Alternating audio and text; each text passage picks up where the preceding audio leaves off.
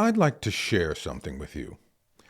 As of late, I've gone back into my library and I've been studying the works and philosophy teachings of Socrates. Now, for those of you familiar with Socrates, you know that he's one of the greatest critical, if not greatest critical thinking minds of all time. Now, he never wrote down any of his teachings. They were all written down by his student and protege, Plato, which is why, as of late, I've been reading the complete works of Plato. And there's a particular passage in here that stood out that I'd like to share with you. Now, before I do, I'd like to share with you what I think this passage addresses. There are times when all of us will embark on a journey, and we know that that journey is going to be fraught with many difficulties, and so do those around us. And those around us can sometimes be negative and turn into naysayers with comments such as, oh, you can't do that, or oh my God, why are you doing that? Or if you go down that career path, you're going to starve. Or they'll even say things like, you're crazy, you're mad. Well, let's see what Socrates has to say about all this.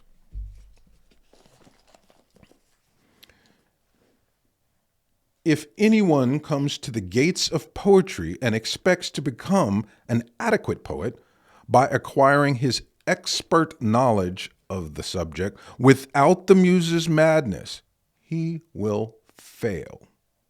And his self-controlled verses will be eclipsed by the poetry of men who have been driven out of their minds. What's Socrates saying here? What's he trying to tell us? Well, let's talk about the two types of individuals that are inferred in this passage. Let's call one the scholar and one the common man. The scholar is well trained.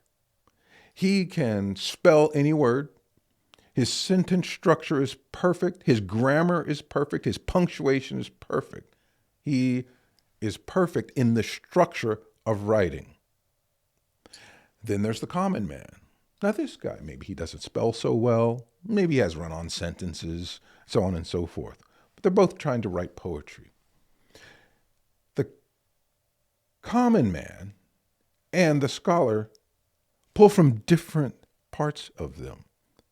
The scholar, he wants to pride himself on structure and the perfection of grammar and of writing.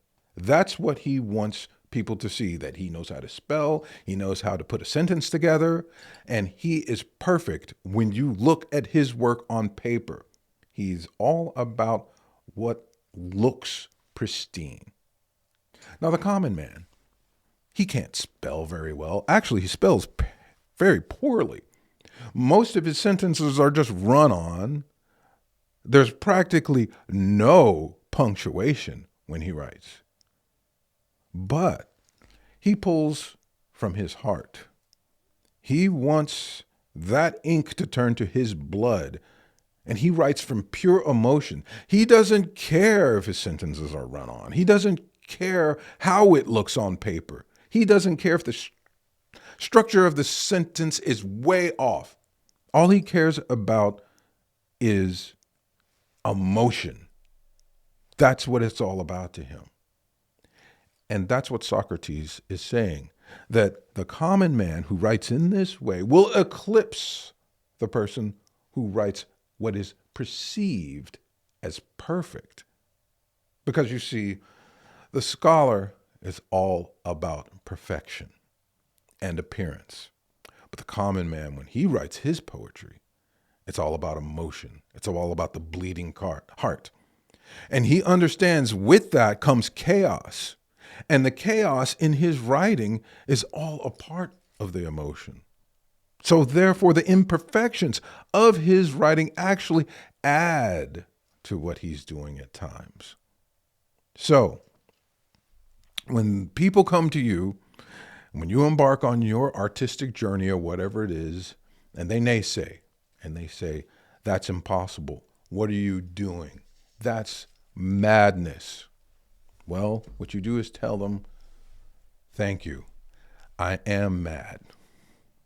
And my madness is endorsed by one of the greatest thinking minds of all time, Socrates. So, my friends, until next time, enjoy your madness. Be well.